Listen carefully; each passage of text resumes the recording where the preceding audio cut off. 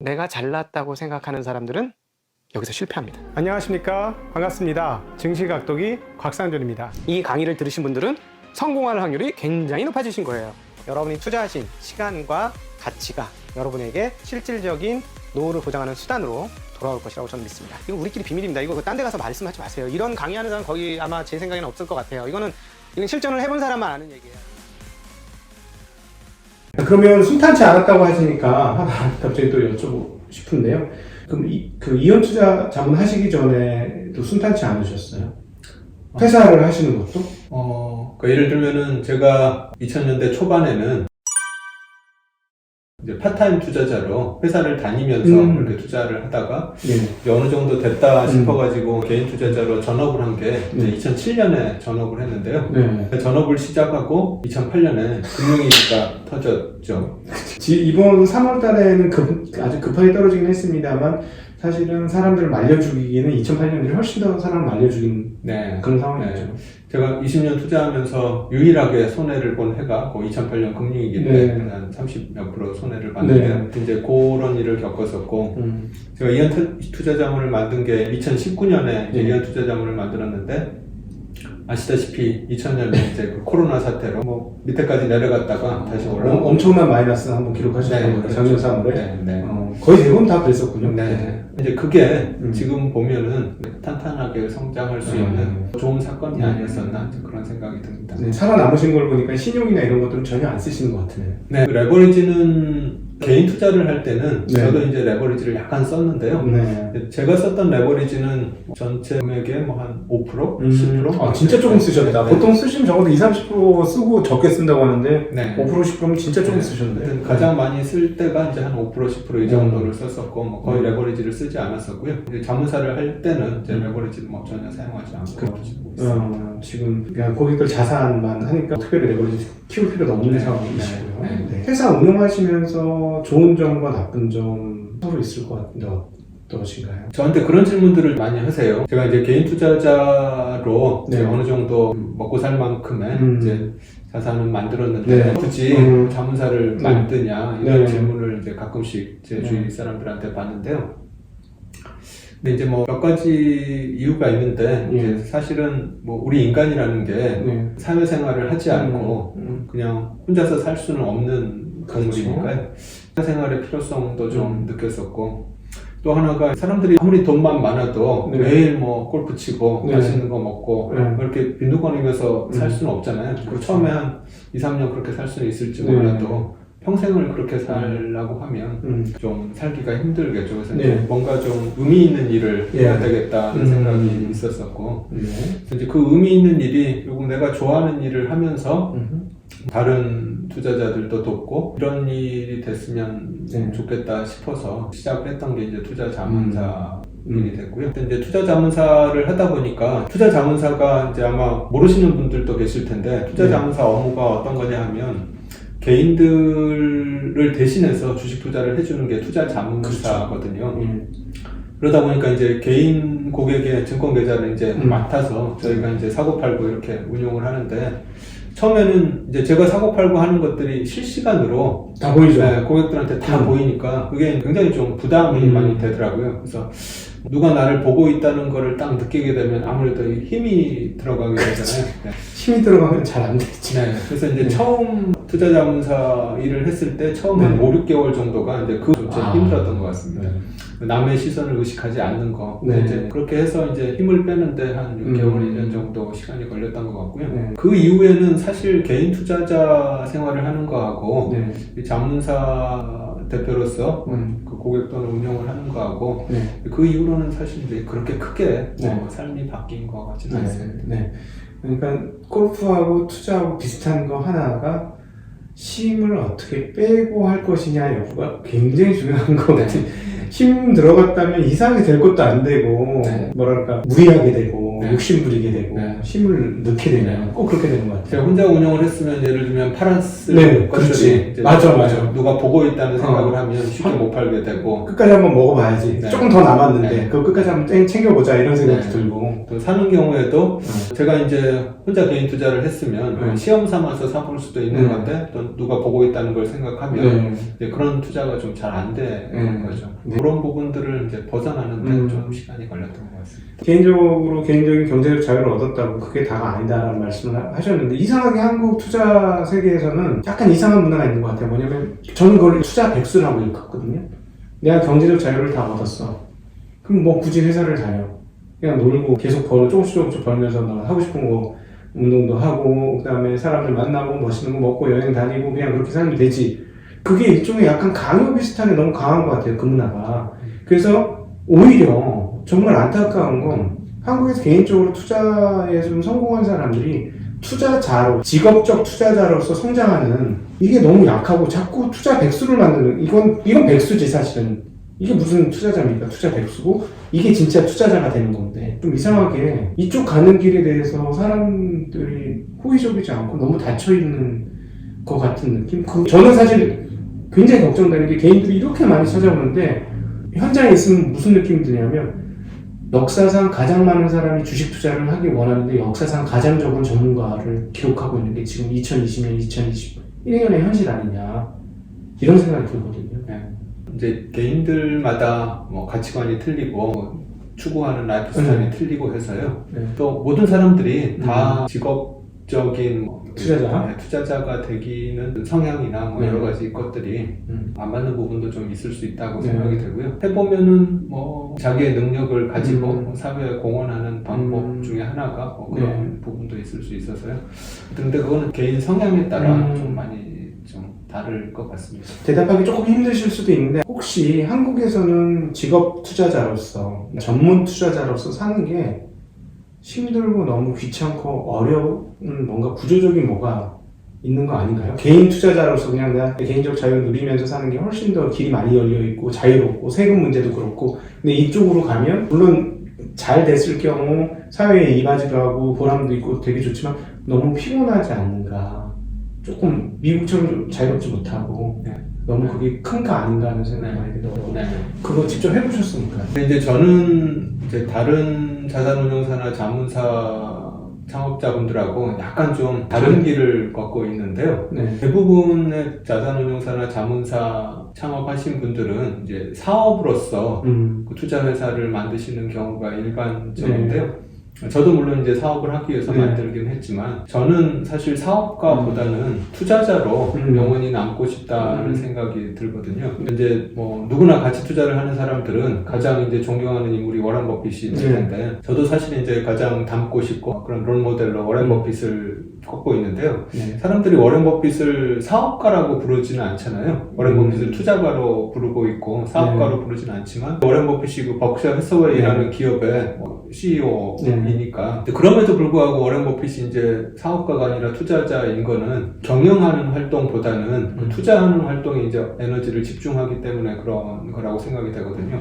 저도 마찬가지로 저희 회사의 조직을 키워서 인력을 몇십 명을 계속 키워나가고 자산 규모를 굉장히 키워나가고 이렇게 하는 것보다는 그냥 소수의 인력으로 투자에 집중하는 이제 그런 회사를 만들고 싶다는 생각이 있어서요. 그래서 사업가보다는 투자자로 계속 남고 싶다는 측면에서는 이제 다른 회사하고 좀 결이 틀린 것 같고요. 그래서 제가 그런 선택을 하게 된 이유가 제가 이제 과거에 직장 생활을 하다가 이런 투자자의 길을 걷게 된 가장 결정적인 이유가 조직 생활이 저하고는 너무 안 맞더라고요. 조직에서의 정치, 그 위계 구조에 있어서도 하여튼 여러 가지 그런 것들이 저하고 너무 안 맞아서 이런 조직 생활은 계속해서는 뭐 안 되겠다는 생각에 이제 투자자의 길로 이렇게 들어오게 됐는데 네. 제가 회사를 만들어서 또 조직을 만들면 조직을 관리하고 네. 이렇게 하는데 굉장히 스트레스를 받게 아, 되고 뭐 이렇게 될 것 같아서 제 개인적으로는 뭐 회사를 이렇게 조직을 키우고 예. 뭐 자산 규모를 키우고 하는 것보다는 어떤 투자에 집중해서 네. 소수 인력으로 이렇게 투자금을 키워나가는 뭐 이런 지금 따로 운영력이 따로 별로 없으시죠? 네, 저하고 지금 한 2명이 하고 있는데요. 네. 지금 제 생각은 저희 회사 맥시멈 인원을 저는 한 6명으로 생각을 하고 있거든요. 운용 인력, 사무 인력 네, 모든 네. 다 네. 합쳐서 6명? 네. 워렌 버핏이 지금 뭐 수백조 돈을 굴리고 있는데 벅셔 해서웨이 인력이 한 10몇 명 19명이라고 옛날에 얘기 밖에 안 나왔었죠. 되는 걸로 제가 예. 알고 있는데요. 그래서 하여튼 수백조의 돈을 네. 10몇 명이 굴리는데 그것도 이제 대부분 백오피스 인력이 대부분이고 그렇죠. 운영은 실제 자기하고 운영은 버핏이 거의 혼자 그렇죠. 하는 거네요. 그래서 그런 걸 보면 굳이 인력을 그렇게 많이 키울 필요는 없지 않을까 뭐 이런 생각이 좀 근데, 듭니다. 아니 인력은 안 키우셔도 되는데 지금 들리는 소문에 의하면은 규모도 안 키우시고 네. 한다는 소리 자꾸 들리는데요. 네, 그러니까 이제 아까도 얘기 드렸듯이 제가 이제 이걸 사업으로서보다는 투자자로 계속 남고 싶다는 생각이 들어서요. 이제 고객 돈을 계속 받으면 결국 그 고객 돈을 받기 위한 그런 백오피스라든지 영업이라든지 네. 뭐 이런 것들이 이제 계속 필요해지게 돼서 네. 그거보다는 어느 정도 일정 규모의 금액에서 마감을 하고 네. 그 돈을 이제 굴리는데 네. 좀 더 에너지를 쓰고 싶다는 생각이어서요. 하여튼 뭐 조만간에 고객 더 이상 안 받으실 수도 있겠네요. 네, 제가 목표한 금액이 있는데 네. 지금의 시장 상황이면 네. 올해가 지나기 전에 제 목표한 금액이 돼서 클로징을 할 수 있죠. 클로징. 네. 펀드 클로징, 그러니까 자문 클로징이죠. 정확하게는 네. 펀드는 네. 아니니까. 아, 여러분 들으셨죠? 자, 박성진 대표님하고 같이 가시려면 이제 시간이 얼마 남지 않았으니 이 방송을 보신 분 중에 결심하신 분은 빨리 결단을 하셔야 될 것 같습니다. 사실은 지난 한 3년간 잘 안 되셨을 때, 거 봐라, 이제 가치 투자가 안 돼, 막 이런 이야기나 시각들이 상당히 있었는데, 그때 기분은 어떠시던가요? 제가 이제 다른 가치 투자 하우스나 이런 데에 비해서는 상대적으로 뭐 실적이 이제 그런 데로는 괜찮았는데 그렇죠. 이제 그런 거에 비해서는 이제 상대적으로 좀 수익이 뭐 그렇게 나쁘지는 않았었는데 이제 그 이유 중에 하나가 이제 저희가 사이즈를 이렇게 키우지 않아서 어떤 이유도 하나 있었던 것 같거든요. 그렇다면은 생각보다 좀 작은 기업에도 투자를 한다라는 네, 저는 들렸거든요. 네, 맞습니다. 네, 네. 저희는 뭐 기업 사이즈를 보고 투자 뭐 대상으로 포함시키고 불포함시키고 이런 건 아니고 이제 철저하게 이제 싸냐 비싸냐만을 가지고 투자를 집행을 해서요. 예. 그래서 뭐 시가총액 뭐 1,000억 이하짜리도 저희는 1,000억이야. 투자를 쉽지 하고 않은데. 근데 이제 물론 비중을 많이 실지는 못하죠. 네. 그런 기업들 같은 경우는 비중을 많이 실어봐야 뭐 한 1%, 2%뭐 이런 수준도 네. 안 되게 싫으니까요. 그래서 비중을 작게 실긴 하지만 하여튼 그런 기업에도 저희가 네. 투자를 하고 있고요. 근데 이제 그런 한계가 좀 있어서 이제 그런 이유 때문에 때문에도 네, 좀 클로징을 하려고 생각을 하고 있습니다. 그쵸. 이게 규모가 커지면 2,000억 미만짜리 기업들은 주문을 넣는 순간 안 잡히고 그냥 가격이 올라가 버린다던가 그렇게 돼버리니까 그쵸. 충분히 그 부분은 이해가 되는 부분이고 좋은 기업인데 못 사니까 그걸 원하는 만큼 못 사니까 네. 이게 2배, 3배 올라갈 수 있는 주식인데 계좌별 포트에 겨우 담아봐야 1% 내외 뭐 이렇게 담아버리면 되게 속상한 거니까 네, 그렇죠. 맞습니다. 아무리 뛰어난 투자자라도 운용 자산 규모가 커지면 그만큼 이제 그 중력과 같아서 네. 수익률을 이제 밑으로 끌어당길 수밖에 없을 것 같거든요. 네. 그래서 뭐 워렌 버핏이 지금 뭐 수백조를 굴리면서 네. 벅셔 해서웨이를 그렇게 키우는 걸 보면 또 뭐 대단한 진짜 대단하죠. 투자자라고 진짜 생각합니다. 대단해. 네. 그런데 하나 약간 여기서 반론. 그렇게 말씀하시기에는 한국의 대형주들 중에서도 싼 주식들이 굉장히 많지 않습니까? 네. 일례로 업종으로 따지면 뭐 금융업종, 증권을 포함한 금융업종, 그다음에 말씀하셨던 음식료에서도 대형 업체들이 좀 있는 쪽이 많이 있으니까요. 네. 그리고 치주회사들 네. 너무 싸지 않습니까? 이런 기업들은 사실은 시가총액이 버텨주거나 받쳐주는 기업들이 꽤 많은데 이런 기업들도 이미 하실 거라고 저는 느껴지긴 합니다만 이런 쪽으로 비중을 조금 더 한다면은 지금보다 사이즈를 더 키우실 수도 네, 맞습니다. 이제 저도 제 개인적으로 뭐 어느 정도 뭐 자유롭게 이렇게 움직일 수 있는 사이즈가 네. 저는 이제 한 1조, 2조? 네. 이 정도 수준이라고 생각을 합니다. 총자산 기준? 네, 네. 근데 이제 그 돈을 네. 다 고객 돈을 받아서 그 사이즈를 만드는 것보다는 어떤 이제 작은 금액을 키워서 네, 그렇게 한 5년, 10년 이렇게 해서 네. 그게 이제 제가 원하는 네. 방향이라서요. 네. 자, 이제 오늘 운영 철학이나 운영 성향이 지금 잘 나오고 있습니다. 그래서 오늘 저희 대담에서 제가 약간 보람을 느끼는 게 그동안에 이 박 대표님의 이런 운영 성향을 이해하게 한 방송은 아마 거의 없었던 것 같은데 이거를 여기서 말씀해 주셔가지고 얼마나 주옥 같은지 모르겠어요. 저희가 채널은 아직 작은 채널이긴 하지만 저는 오늘 박 대표님이 가지고 있는 아주 중심의 핵심적인 내용을 여러분들에게 전할 수 있어서 얼마나 기쁜지 모르겠어요. 개인 투자자분들한테 도움이 되는 얘기를 해드려야 되는데 도움이 돼. 왜 저는 이거 도움 된다고 생각하냐면 지금 계속 말씀하시는 게 참가한다, 절제한다 이런 톤들이 계속해서 나오고 있거든요. 근데 많은 분들이 주식에서 실패하는 이유 중에 하나는 저도 실패를 많이 해봤으니까 뭐 때문이냐고 생각하냐면 수익을 내고자 쫓아왔기 때문에 실패한다고 생각하거든요. 사실은 저는 아직 뭐 우리 박 대표님보다 어리지만 이렇게 생각을 하는데 수익을 쫓는 게 아니고 안 깨질 쪽을 다져놓고 그 다음에 수익을 볼까 말까 이렇게 해야지 안정적으로 꾸준히 가는 것 같은데 개인들은 대부분 달려들지 않습니까? 그러니까 지금 이런 절제된 말씀들은 그런 측면에서 굉장히 도움되시죠. 네, 지금이 가치 투자자들한테 최고의 황금기라고 얘기가 아까 나왔었는데요. 네. 그 가치 투자자분들이 아까 얘기한 것처럼 과거 한 1, 2년, 2, 3년 굉장히 고통스러운 시기를 지나온 거거든요. 그 시기를 참고 버티면서 이렇게 보답을 받은 거라서 어떤 시기에는 성장주가 올라가는 시기에는 막 성장주를 투자를 했다가 가치주가 올라가는 시기에는 또 가치주를 투자를 하고 또 뭐 바이오가 좋으면 바이오를 투자를 하고 뭐 이렇게 막 왔다 갔다 수익률을 최대화하면 좋긴 하겠지만 있나요? 네, 근데 그거는 제가 개인적으로는 불가능하다고 생각이 돼서. 근데 혹시 주변에 그런 사람이 있기는 있습니까? 저는 별로 거의 없어가지고. 뭐 그렇게 투자를 하려고 하는 투자자들이 있긴 한데요. 또 이제 간혹 그렇게 해서 이제 계속 수익을 잘 내는 분들도 있긴 한데 그런 분들은 정말 극소수에 불과하고. 극소수죠. 네. 대부분은 자기 투자 철학을 지키고 투자 원칙을 지키고 이제 그리고 이제 그 인내를 하게 되면 이제 어느 순간 그게 보답을 받는다고 생각을 해서요.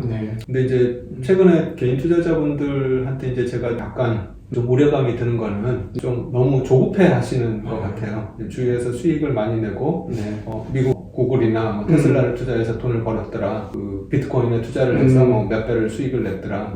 이런 얘기를 들으면 사실 이제 조급해지는 게 인지상정이거든요. 그렇죠. 그렇게 큰 수익을 내는 사람들은 일시적이라고 저는 생각을 합니다. 그렇죠. 과거에도 제 주위에도 굉장히 정말 상상도 안 될 정도의 수익을 내는 사람들이 있었는데 그 수익은 지속 가능하지 않거든요. 나중에 되면 또 없어져 있죠. 그래서 이제 그런 것보다는 적당한 수익을 계속 차곡차곡 쌓아나가는 것이 저는 더 부자가 되는 좋은 길이라고 생각을 하고 있고요. 그리고 하여튼 자기 원칙이나 철학을 세우고 그걸 지켜나가는 게 좀 탄탄하게 계속해서 수익을 만드는 길이 아닌가 생각이 듭니다. 지금 말씀하신 게 사실 복리잖아요.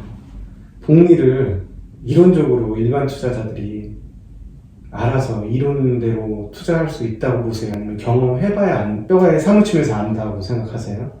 그것도 이제 좀 경험을 해봐야 되는 것 같습니다. 이게 그렇죠. 머리로 아는 거하고 내가 막상 이걸 피부로 느끼는 거하고는 좀 무게감이 그렇죠. 틀릴 것 같습니다. 복리를 누리면서부터 욕심이 내려가고 과도하게 안 와도 된다는 게 확실히 내 마음속에 들어오고 잔잔하게 꾸준히 가야 된다는 것이 들어오는 거 아닙니까? 그죠? 일반인들의 복리는 먹고 개념이지.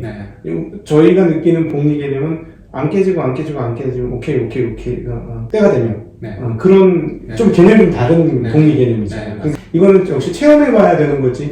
이론적으로는 설명은 많이 할 수 있으나 딱 와닿 어렵게 하기는 네. 좀. 2003년부터 2007년까지가 네. 가치 투자의 황금이었죠. 황금이었었는데요. 그때 이제 사실 가치 투자를 했던 사람들이 이제 매년 이렇게 수익이 쌓이면서 큰 네. 자산을 이룬 사람이 꽤 많았었는데 2002년부터 2007년 사이. 지금도 성장주를 네. 투자했던 시기에서 이제 가치주가 올라가는 시기로 지금 변모를 네. 하고 있는데, 그래서 제 바람은 네. 이런 시기가 뭐 최소 2, 3년, 3, 4년 이어지면서 네. 이제 가치를 보고 투자하는 사람들이 실제로 돈을 벌고 그게 이제 쌓여나가는 그런 경험을 할 수 있는 그런 시기가 좀 이어지면 좋겠다, 뭐 이런 바람이 있습니다. 네. 큰 수익이 중요한 게 아니죠. 네.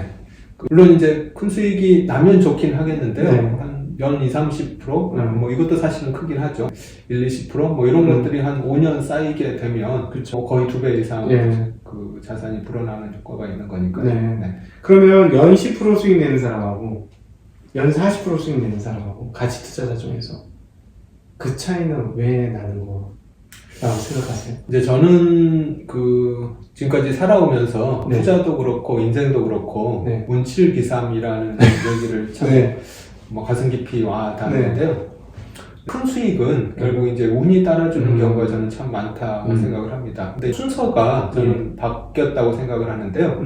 이제 비중은 운이 70%긴 하지만 순서는 운칠기삼이 아니라 기삼운칠이다라고 생각을 하거든요. 그래서 운이라는 게 굉장히 큰 역할을 하긴 하지만 그 운을 내가 잡으려면 그 운의 영향을 받으려면 결국은 내가 기삼을 먼저 준비해 놓고 있어야 그 운이 왔을 때 큰 수익을 낸다고 생각을 하거든요.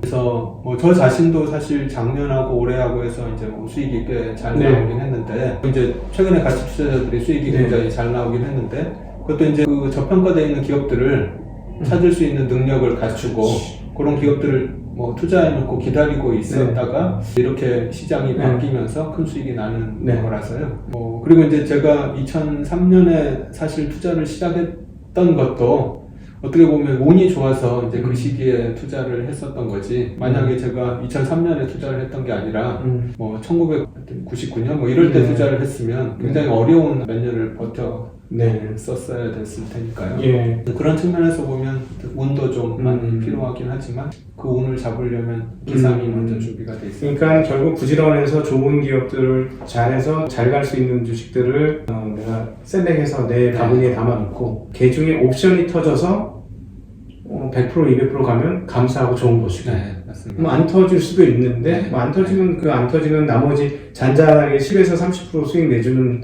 친구들을 동무 삼아서 그냥 가는 거고. 네.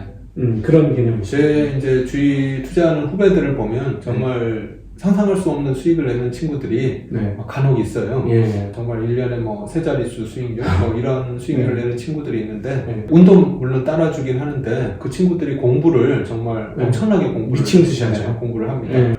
그 상장된 기업이 2,000개 기업인데 지금 이제 실적 발표 시즌이잖아요. 이렇게 실적 발표 시즌이 되면 그 2,000개 기업 실적을 다 봐요. 다 훑어보는 친구들이 있습니다. 거의 밤에 한 2-3시간 자고 뭐 실적 발표 시즌에는 계속 이제 그 정도 노력을 해서 그 친구들은 그런 수익을 내는 건데요.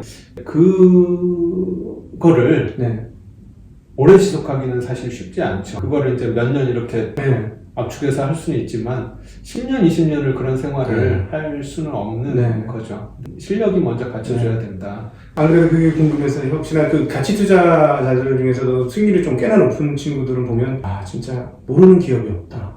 아니 어쩜 저렇게 모든 게 커버리지, 저 인간이냐 할 정도로 정말 열심히 공부하는 친구들한테서 조금 상대적으로 좀 더 높은 맞습니다. 수익률이 나오더라고요. 나는 저렇게까지 하기는 좀 힘들겠다는 수준까지 다들 공부를 해가지고. 형님 저희 나이에 그렇게 하면 쓰러집니다.